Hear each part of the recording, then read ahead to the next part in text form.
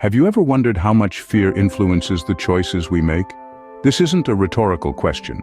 It's a deep dive into understanding the role fear plays in our lives, particularly in decision-making. Imagine standing at the edge of a cliff, looking down at the choppy waters below. Fear is that gut-wrenching feeling that stops you from taking the leap.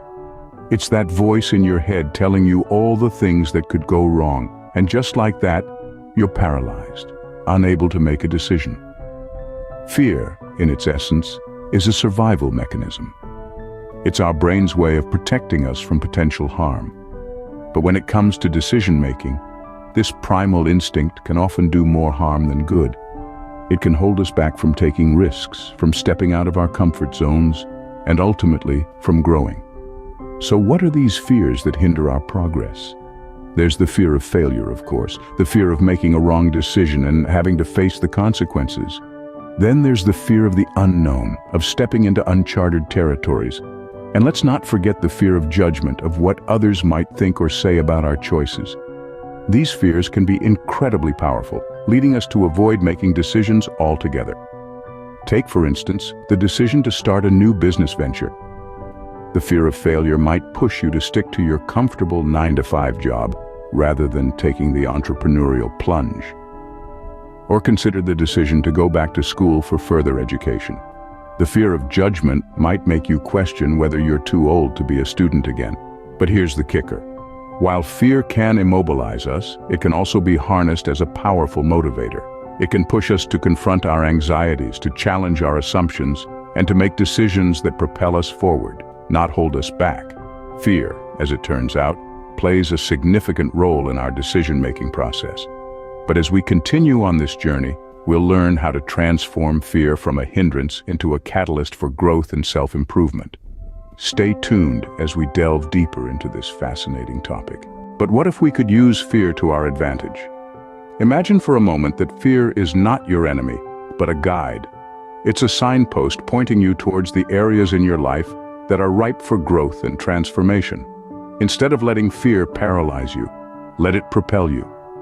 Let it be the catalyst that sparks your journey towards self-improvement. When we confront our fears head-on, we learn invaluable lessons about ourselves. We discover our resilience, our strength, and our capacity to adapt and overcome. Each fear faced is an opportunity seized, an opportunity to grow, to evolve, to become a better version of ourselves. So, let's shift our perspective. Let's stop seeing fear as the villain in our story and start seeing it as the mentor, guiding us towards personal growth and improved decision-making. Remember, fear is not there to scare you, it's there to show you that you can overcome anything. Fear, instead of a hindrance, can become a driving force for change. How do we turn fear into a tool for growth? This is a question we should all be asking ourselves. One strategy is to turn fear into action. When fear strikes, channel that energy towards setting achievable goals. Break down your larger objectives into smaller, manageable tasks. This will make the journey less daunting and more approachable. Also, remember that you don't have to go it alone. Seek support from those around you. A mentor, a friend, a counselor, or even a support group can provide invaluable guidance and reassurance. They can help you navigate your fears and encourage you to keep moving forward. The key to conquering fear is to face it, understand it, and use it as a catalyst for growth. Embrace the discomfort that comes with stepping out of your comfort zone, for it is a sign of progress, an indication that you're expanding your horizons. Mastering fear means mastering growth. Fear often leads us to procrastination, doesn't it? The cycle of procrastination is a familiar dance for many of us. The looming task or decision that seems too daunting, too overwhelming, and so we put it off. We tell ourselves, "I'll do it tomorrow," or "I'm just not ready yet." Sound familiar?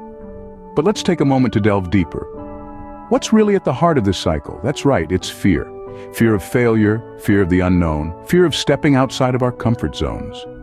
These fears can be so powerful that they paralyze us, leading us to procrastinate in the hope that the fear will somehow dissipate over time.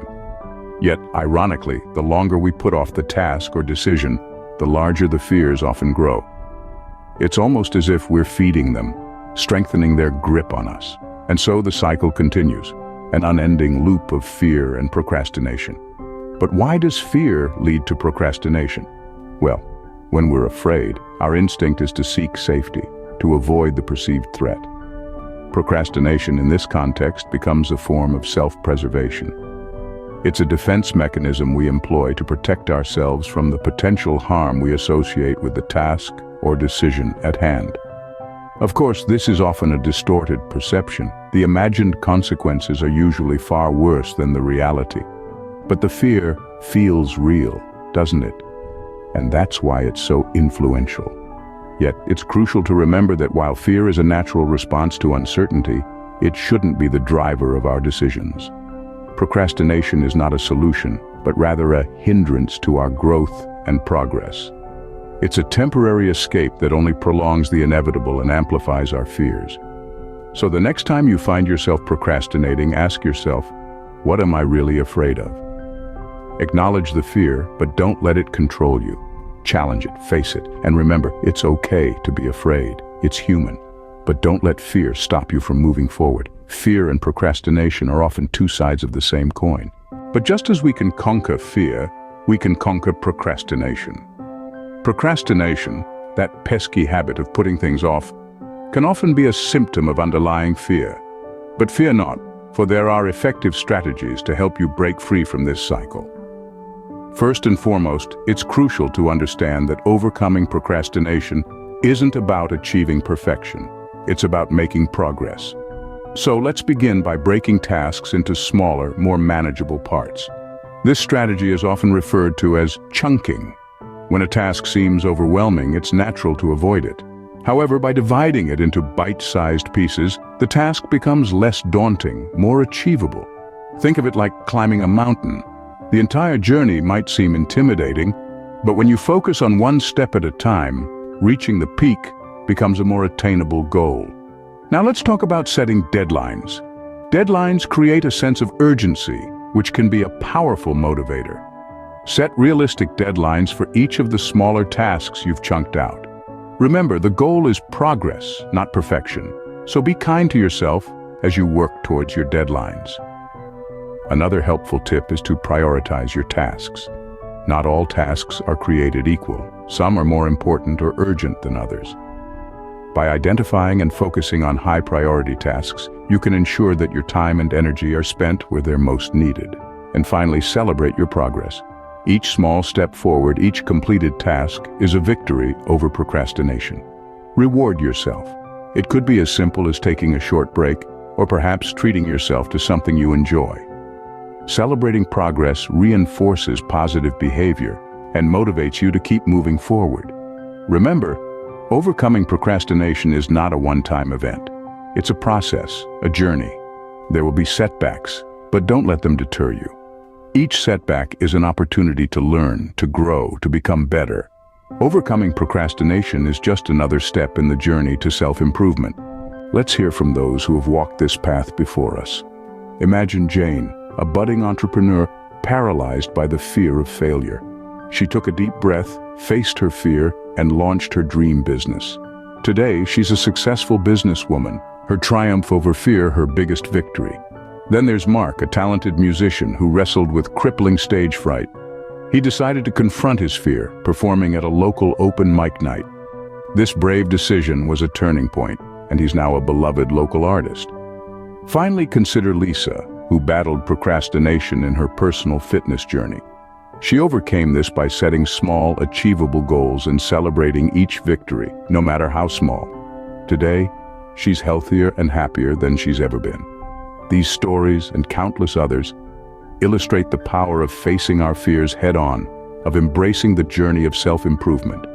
Remember, their victories can be our victories. The journey of self-improvement is a never-ending one.